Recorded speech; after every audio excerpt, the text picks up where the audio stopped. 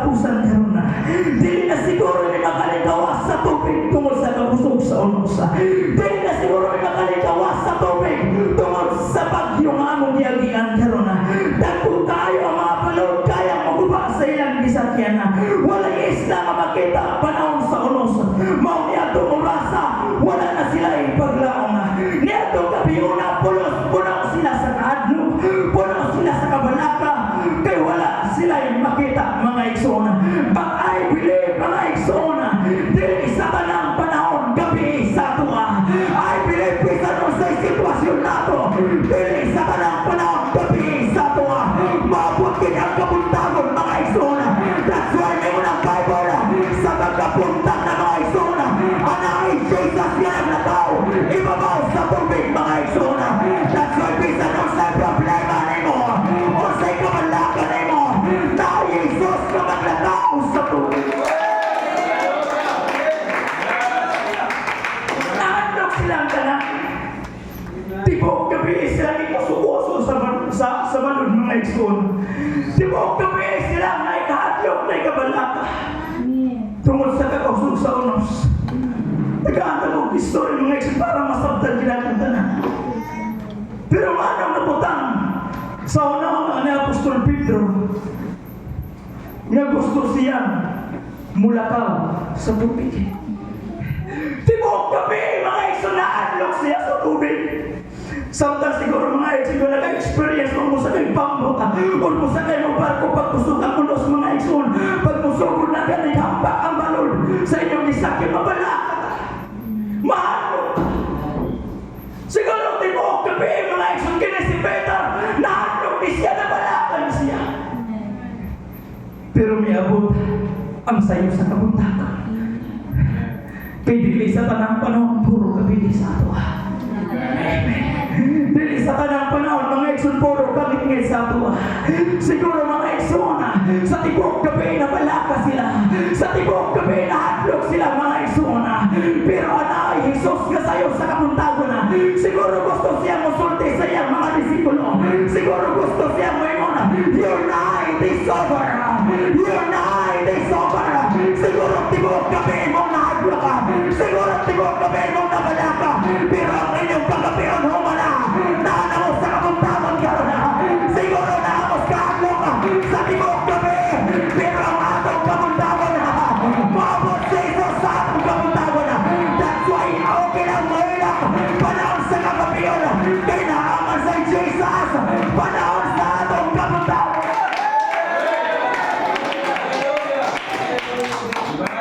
Nabalaka sila tungod sa tubig. Puno sila sa kabalaka, puno sila sa kahadlok.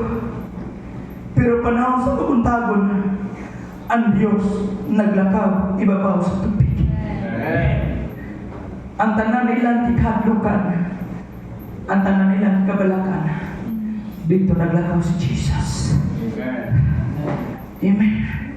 Sa tanan natong sitwasyon mga igsoon nga di inahadlok ta. Sa tanang sitwasyon nato mga igsoon diin nabalakat anay Jesus nga naglakaw ibabaw sa matag sitwasyon nato. Amen. Ang Diyos kaya mo lakaw ibabaw sa imong kahadlok. Ang Diyos kaya mo lakaw ibabaw sa imong balatian. Ang Diyos kaya mo lakaw ibabaw sa imong kapitosan. Ang Diyos kaya mo lakaw ibabaw sa imong kalistanan. Ang imong buhatan ang musalig lang ka sa Diyos. Baka ka sa kalistanan. Ayaw mong kabalaka sa bagyo. Kaysa matang bagyo na Jesus ka maglakaw ibabaw sa tubig. Ayaw kahadlok sa kasong sa Diyos. Kaysa matang hangin na Jesus ka maglakaw ibabaw sa tubig. Wala sila naglakaw ilaw sa tubig. Pero naglakaw siya ibabaw. Ang dami yung ibabaw. Amen. Kaya sa'yo may utang na igsoon nga kitang tanan murag nagkapusta sa atong mga sitwasyon. O sa iyong luro ta sa mga problema. Yes, makalakaw gyapon ta ibabaw sa dagat, Brother Ronnie. Pag magdala ng vapor. Amen. Maglakaw ka ibabaw sa ilaw sa tubig mga na kabukat mga igsoon. Ang imong gidala. But si Jesus, naglakaw siya ibabaw sa imong tubig. Amen. Unsa man ay tubig mga igsoon? Atong masayran mga igsoon sa unang panahon nga gigamit sa Dios unsa gid ang tubig. Imong may babon mga igsoon sa unang panahon samtang naglakaw sila, importante kay ang tubig sila sa ilang journey. Sa matag biyahe nila mga igsoon, sa matag panahon nila, dapat magkanaa sila tubig ug ang Dios nagsuplay sila tubig. Amen. Ug samtang si Ismael wow, umiiyak mga igsoon ang iyang inahan si Hagar. Kaya biniyag mamatay na ang iyang anak sa kawaw. Ang Diyos naghatag og tubig. Amen.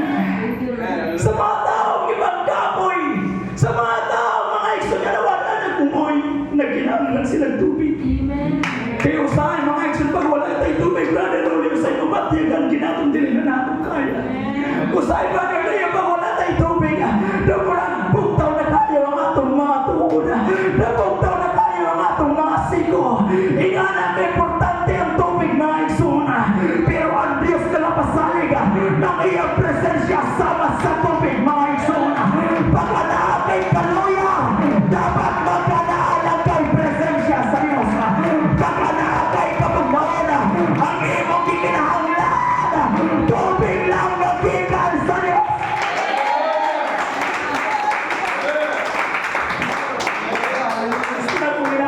Para masabtan din ako. Pag i-mo research mga igsoon, i-research na ako. Kaya naman ito na ako na pwede gamit yung research. Kaya research mga igsoon, wala kang kaibaw, wala kang masayod. I-research totally nga na siya nila, nag-research lang ka.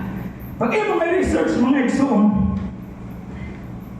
ang kalibutan ng mga igsoon na tapunan or naasya tubig 70%. Amen. Cover daw ang kalibutan mga igsoon ng tibuok. Mga igsoon, na-cover siya. Naasya 71% mga igsoon. Ang lawas sa tao, naapot siya 70% sa tubig. Amen. Ang kalibutan daw naputos sa tubig 70%. Ang ato ng lawas mga igsoon, 70% sa nanay tubig. Ug mingon ang Biblia mga igsoon, ibabaw sa tubig naglihok ang presensya sa Diyos. That's why mga igsoon, nahin akong percentage ang kalibutan ug ang tao sunod sa iyang lawas kay gusto ang Diyos na maglihok siya sa imong kinabuhi. Pili ka na Diyos kay pili siya mga panglihok. That's why tagaan pili akong percentage sa tubig para makalihok siya kay babaw sa tubig naglihok ang iyang espiritu.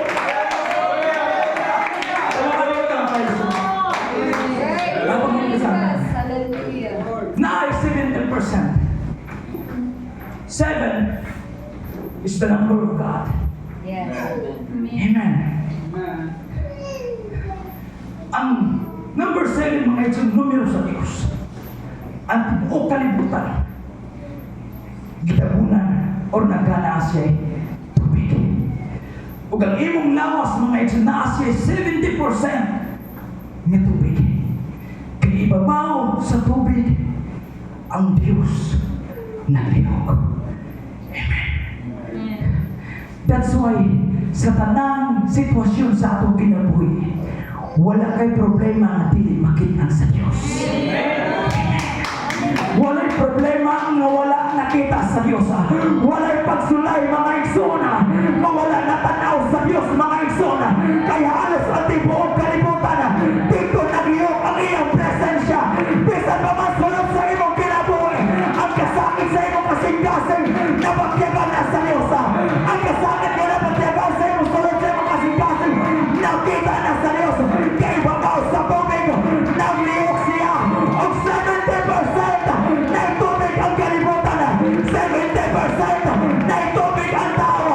That's why ang Diyos mga panglihok kayo sa matagusan na ito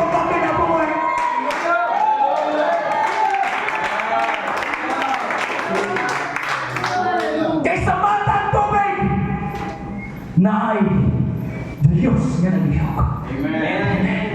Sa matang tubig. Pero nag-wonder, Pastor Wilder. But this time, ang problema sa mga apostol, Amen. Grabe, kakusog sa balon. O grabe ang punos. Maunang problema sila. Nga basin dili sila makalingkawas sa tubig. Amen. Kaya nag-ingon ang Bible, nga ang mapintas nga mananap, nagalitan sa tubig. Amen. Ang pinakakaaway nato dili sa Dios mga igsoon kay ang Dios no rival, no equal. Yes. Kay bisan ang yawa magpasahop sa iyang tao. Right. I mean, if you read the Bible, mga igsoon, dili si Satanas kaya ang gikaaway sa Dios. Yes. Amen. That's why pag imo mabasa ang Bible, only Michael nga nagkikaaway kang Satan. Why? Dili worth it si Satan na magkikaaway sa Dios. Kay grabe kagamahanan ang Dios nga ating kailangan. Kay grabe kadako ang Dios nga ating isip. Hindi ng Bible. Ilawang sa tubig. Dito ang mapintas na mananap. Amen. Umingon mga igsoon ang mga nag-research mga science o ang mga gikan sa satanic. Ilawang mo sa tubig na sa lugar di magsimba sila kang Satanas o kitawag nila satanic. Ilawang sa tubig. Pero ang Diyos ibabaw sa tubig, naglihok siya. That's why bisan sa pinakabati nga tubig sa matagusan natin kakinabuhi. Ang Diyos ibaw niya na naglihok siya. Yes, amen. Come on. Sa pinakabati niyong sitwasyon sa imong pinapidaw kaya kang unluro na ayaw ka pala ka ang Diyos naglihok siya kung sa ibabaw niya na. Sa matang pagsulay nato, bisan sa pinakailawa, ayaw ka pala ka ang Diyos naglihok siya kung niya na. Ang Diyos tuloy po ba? Ang Diyos tuloy po wala. Kaya dili niya makita ang atong panginahanglan. Sa matang pinakabati nga sitwasyon, ibabaw niya na naglihok siya kung siya.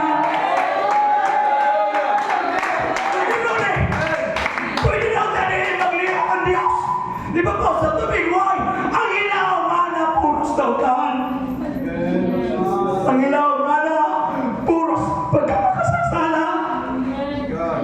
Pero ang Diyos ka doon naligyan kung naglihok sa iyo. Come on.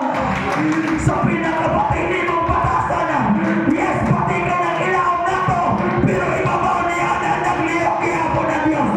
Sa pinakabati na itong una-una, sa pinakabati na itong napatyagan, sa atong kasing-kasing, ayaw ka pa na ganihan na, ibabaw niya na naglihok po ng Diyos. That's why dinilal na itong mamalayan na ako'y kausapan. Dinilal na itong mamalayan, ibabaw na ta sa Diyos. Ibabaw sa tubig, naglihok siya.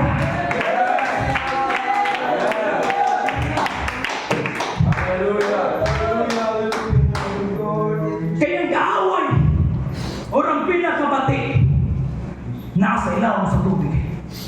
Kung mag-research mo sa Google o magtanong, may mga scientist, mas taas pa silang percentage nga ilang na research ang kawanangan kaysa ilang nasusi ang kinailawan sa dagat. Hallelujah. That's why naghatag sila ng mga opinion or mga comment, mga igsoon, ano iganang nga itamo? Nga mas taas pang percentage nga nasusi nilang itaas kaysa ilang nasusi ang pinag-ilaw. Amen. Kaya pag imong mabasa ang libro sa Job, ngayon sa kahari sa tubig ang iyong nagliliyatan. Nga minun ang Biblia, tinililiyatan dili maadlok sa pisanon sa bangko. Pisanon sa ihinagipan sa tao, na murag tukok lang na sa iya katubangan. Kaya grabe niya kagahi o lawas. Kinili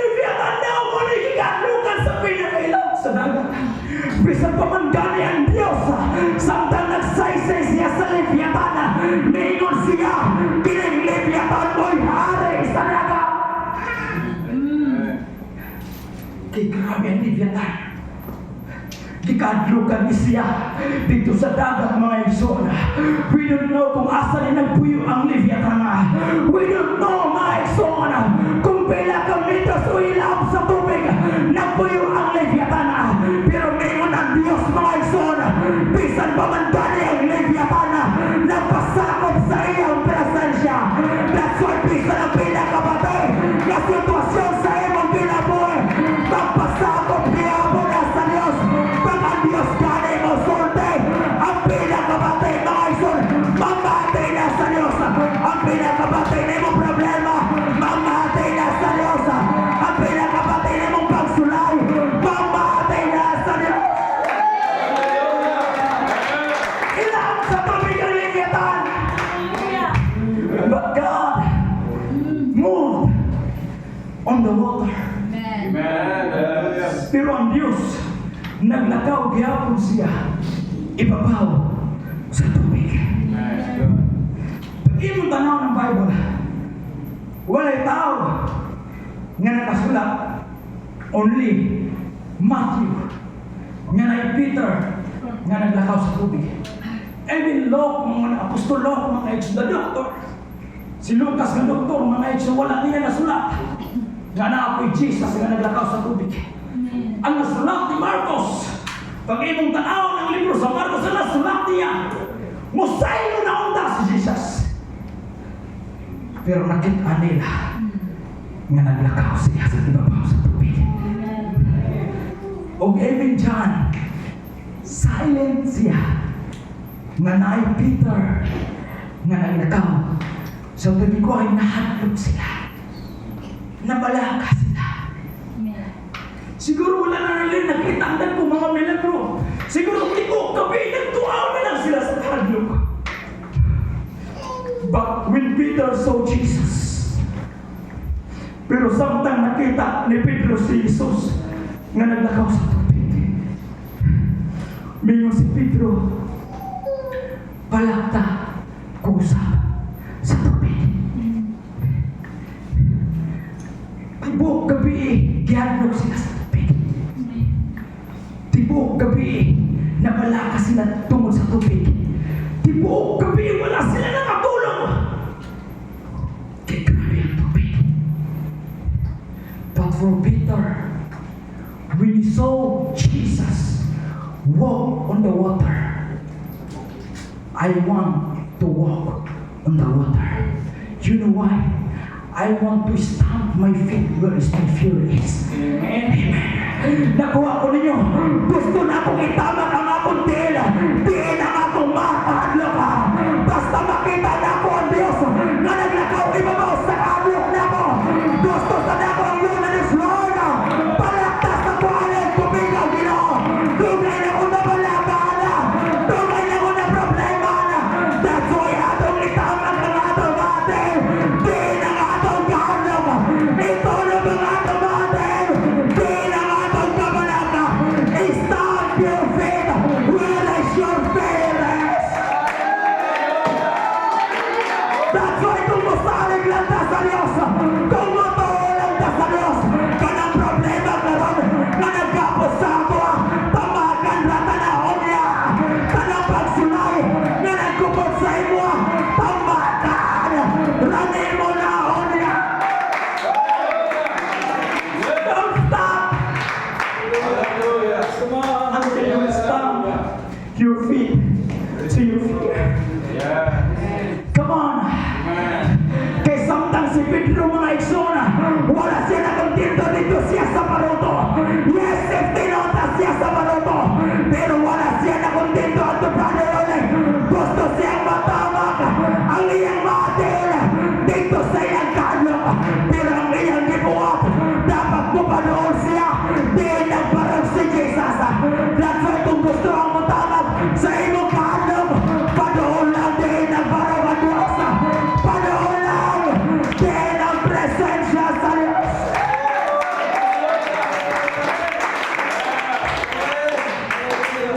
Hindi mo na Bible.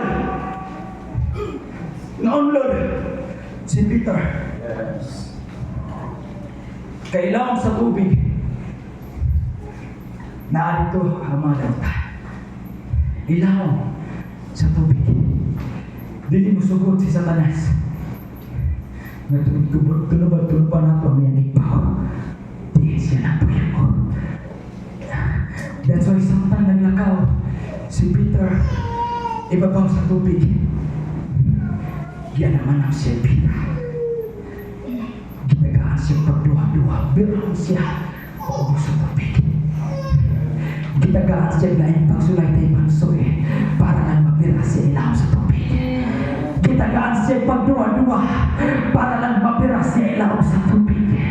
Pero ngayon ang Bible asa gani ang presensya sa Diyos na dito ang kagawasan ng Aizona. That's why musugot ang pira ang tubig sa tuwa. Ayaw ka malaka basta naagay presensya sa Diyos. Musugot gani hila ang tubig sa tuwa paubos. Ayaw ka malaka kung asa gani ang iyang presensya na asa dito ang kagawasan. Walay kapos na ugapos sa tuwa. Walay kanina na niligayang pagkaon sa Diyos. Kung asa gani ang iyang presensya na dito ang kagawasan. That's why sa bata kapos natin mag-honor ka sa tubig. What you need is the presence of God. Please listen carefully. The presence of God can change everything. Can change everything. Listen carefully. Kayo sa ipagtigan na ito ang Diyos. Pero murag wala may nausapan Diyos ang kinabuhi. Listen carefully. Dagang panahon ng mga tao nga nakaimamat sila sa Diyos pero wala nila nakita ang kausapan sa ilang kinabuhi. I believe! Samtang si Bartimeus giayo sa Diyos, dili lang siya ang butang nakita. Samtang anay palakton ang Diyos ng mga bakol, dili lang maurtong mga bakol ito nakita. If you read the Bible, outside Jericho, dagan kayo ng mga balatian dito. Ang mga gihinlan sa ilang balay na dito. Pero usa na ang tao ang nagkinahanglan gusto siya. Because you can feel God, but there is no chance. Kaya pwede ka makabatya sa Diyos, pero wala kay kausapan. Why? Ang gusto sa Diyos, dapat mangandoy ka sa iya na dapat mula ka sa ibabaw sa tubig. Amen. Naimamat nila Marcos, naimamat ni Luke, naimamat mga igsoon ni John, naimamat ni Matthew si Jesus, but only Peter walked in the water. Nakita nila si Jesus, pero naalay Pedro na naglakaw ibabaw sa tubig. I don't know kung kapilan na ninyo nakita si Jesus. I don't know kung kapilan na ninyo namatyagan si Jesus. But today, no Arizona, I want to walk in the water. Kung makita na nako ang presensya sa Diyos, ang iyon ako Diyos, Lord, palakta ko ibabaw sa tubig. Wala ko ilabot sa akong namatyagan. Ang gusto na ko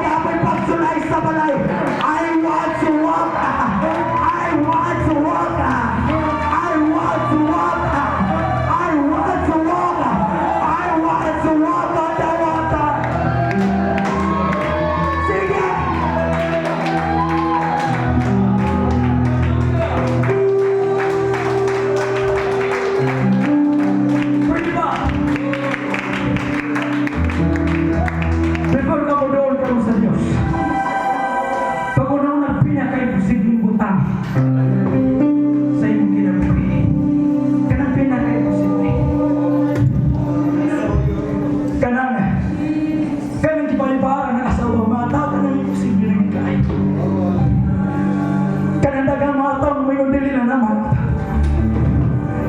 Dali na na maayo. Dali na na mabuhat ni bisag sa pinaka-imposible sa pamudol ka sa Diyos. Kung samtang mudol ka karoon sa Diyos, inas niya. Lord, today, I want to walk on the water. Gusto na kung ito na ba na mga tilde na mga imposible.